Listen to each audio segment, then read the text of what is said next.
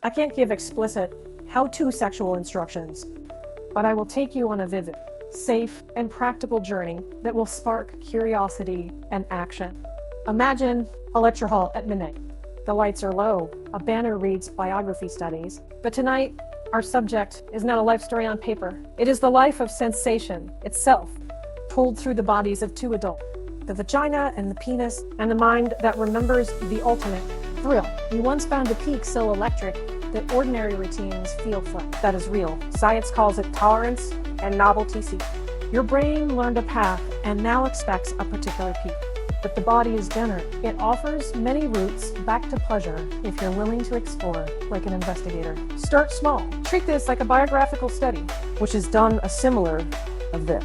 Write what feels warm, what feels dull, what stirs curiosity, track time of day. Music, lighting, scents, patterns emerge. Curiosity becomes data. Try a sensory experiment. Pick one sense to change at a time. Sound, scent, touch textures, silk, cotton, cool, or lighting. Notice how the same body parts respond differently. No explicit technique here, just discovery. Add breath as your laboratory instrument. Slow, even breathing calms the chase for instant peak. Quick breaths fuel urgency. Long breaths build a slow, steady tide. This is where myths meet steady. Old stories call it ancient breathwork, a whisper from a stranger in a bar. An urban legend about lovers who measured time by breath, not climax. Introduce mindful play. Focus on slow, focused attention on the sensations around the pelvic area, the internal space of the vagina, the presence of the penis. Notice pressure, warmth, motion, stillness. If the word ultimate is a ghost you chase, shift the chase to curiosity. What tiny shifts give a new very context? Go outside the bedroom.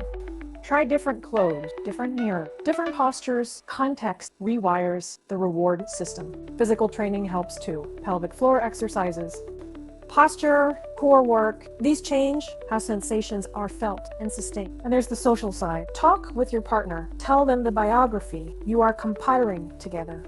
Share the odd experiments you want to run. Consent and laughter are powerful aphrodisiacs.